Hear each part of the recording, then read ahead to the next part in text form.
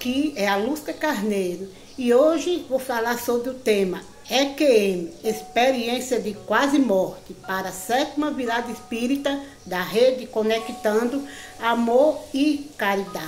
Antes de a gente começar a explanar esse assunto na visão espírita, vamos definir o que é esse termo, EQM, Experiência de Quase Morte.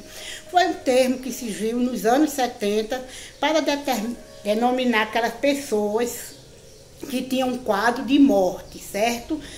Aquela pessoa que estava clinicamente morta e depois de algum tempo, alguns segundos, alguns minutos, ou até um pouco a mais, aquelas pessoas retornam à vida, certo? Voltam a viver.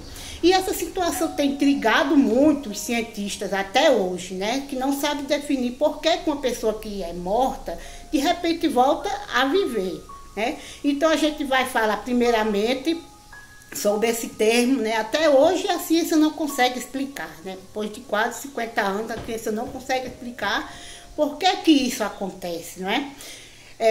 Assim, o que é interessante são relatos dessas pessoas que passaram por essa experiência. A maioria das pessoas que passaram por essa experiência foram vítimas, né, de acidentes, cirurgias complexas, né?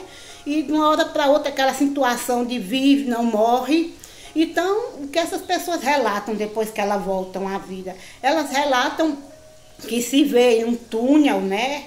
Um túnel assim, e no final do túnel elas encontram parentes, né? Pessoas que já morreram, parentes, família, marido, mãe, esposa, filhos, né? Ou seres de luz, aquelas pessoas resplandecentes, com roupas brancas, né? Algumas pessoas relatam que veem coisas assustadoras, mas a grande maioria das pessoas que relatam essas situações, relatam essa situação de, né, ver coisas boas, outras rememorizam a sua vida, né? Assim, o que foi que aconteceu até agora, né? E quando elas retornam à vida, elas têm uma percepção muito diferente da vida, né? Principalmente aquelas pessoas materialistas, né? Aquelas pessoas que não acreditam em Deus, não têm religião, né? Que acreditam que a gente morre, acaba tudo. Então essas pessoas começam a ter uma visão muito diferenciada do que seja a vida, né? É isso que a gente se percebe muito na experiência de quase morte, relatos de pessoas no mundo todo, certo? E até hoje a ciência não conseguiu esclarecer cientificamente esse fenômeno, certo? Alguns têm até vergonha de admitir que já passaram por experiências, médicos, cientistas, porque assim temem que aquela pessoa está com problema, aquelas pessoas deliraram, foi simplesmente uma coisa da mente. Então, assim, e a gente vai explanar agora, na visão espírita, o que é uma EQM, Experiência de Quase Morte. Então, antes de tentar achar uma solução para esse problema, a gente tem que entender duas coisas primeiramente, né? A questão da emancipação da alma. No Livro dos Espíritos, das questões 400 a 455, Kardec explana essas questões da emancipação da alma, que é: quando nós dormimos, o corpo sai, certo? Então, todas as noites nós morremos praticamente. Quando a gente deita para dormir, a gente morre. Só que a diferença é que o nosso espírito está ligado ao corpo, por um cordão de prata, não é? Que é só rompido na hora da morte, da reencarnação. Então, qualquer coisa que aquela pessoa toque em você, você volta ao corpo, né? E é a mesma situação de desdobramento. Você sai do corpo, vai passear, vai fazer coisas do seu interesse, vai estudar, vai para o plano espiritual, né? Então, assim, é o que acontece quando nós dormimos, né? Tem lá no Livro dos Espíritos, nas questões 400 a 455. Né? Mas aí as pessoas podem dizer, mas isso não justifica, né? Porque quando nós dormimos, nós estamos vivos, lá o nosso coração está batendo, o nosso corpo está vivo, né? Mas aí eu quis explanar para vocês entenderem mais ou menos assim, porque o corpo sai, é um fenômeno que o espírito sai do corpo e, né? Só que uma situação que talvez consiga explicar melhor por que isso acontece é na visão reencarnacionista, né? Do espiritismo, no momento da desencarnação, quando nós morremos, né? Nós sabemos que quando nós viemos para o planeta Terra, nós temos um tempo de vida, certo? Então nós recebemos uma quantidade de fluido vital para a nossa encarnação. E esse fluido vai sendo, né, paulatinamente desgastado. Se você tem 70 anos de vida, então você recebe aquele fluido para 70 anos. É tipo uma teia de aranha, certo? Muitos livros relatam isso, o livro de André Luiz, livros de o Espírito Luiz Sérgio relatam muito isso, essa experiência, né? Assim, você tem vários fluidos vitais e esses fluidos vão sendo gastos, né? Então é por isso que geralmente quando as pessoas morrem de morte natural, certo?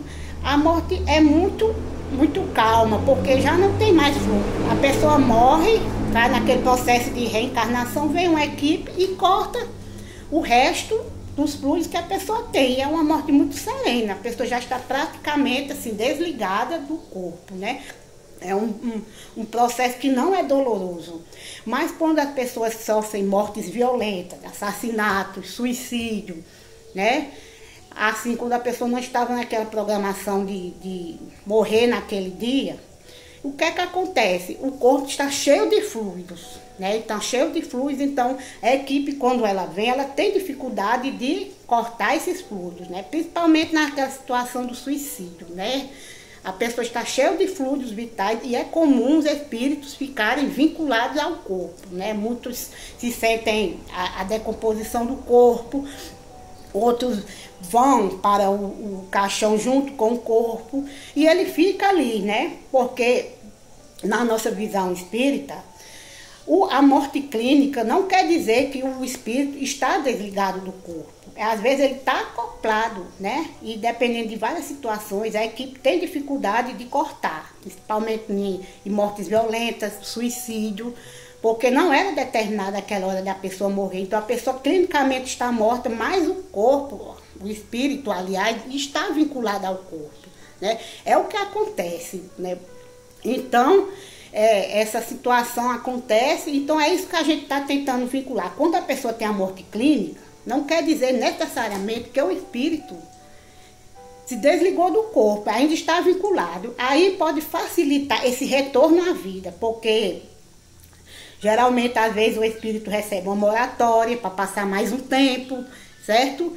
E às vezes aquele fenômeno acontece para a pessoa despertar para as coisas espirituais, entender que o plano espiritual existe, que nós devemos acreditar em Deus, em Jesus Cristo, temos uma vida mais espiritual, modificar a nossa forma de vivência, né? Então, geralmente, as pessoas que passam por isso, elas têm uma transformação muito brusca, né? Então, a doutrina espírita explica nesse sentido, né? Que a pessoa, quando ela passa por essa situação, ela tem uma forma diferenciada de ver a vida, né? É por isso que geralmente as pessoas que são vítimas de EQM, que passam por essa situação, não são muitas pessoas de idade, né? Pessoas que estavam previstas a morte natural, geralmente são pessoas mais jovens, pessoas que não estavam previstas aquele acontecimento, aquele acidente, né? Aquela cirurgia complexa. Então, esses fenômenos é muito comum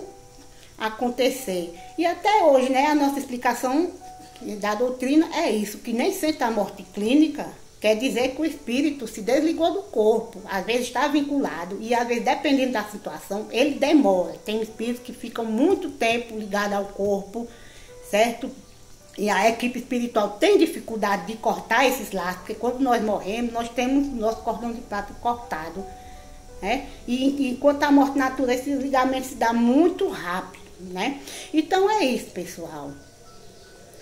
Olá, certo? Aqui foi a Lúcia Carneiro, né? Explanando esse tema para a 7ª virada espírita da Rede Conectando Amor e Caridade. Eu espero que vocês tenham gostado, certo? Eu agradeço muito ao pessoal da Rede Conectando, a Deus, a nosso Senhor Jesus Cristo, a todos vocês que tiveram paciência de estarem aqui com nós, ouvindo esse tema. Fiquem com Deus, que Jesus abençoe a todos vocês. Amém.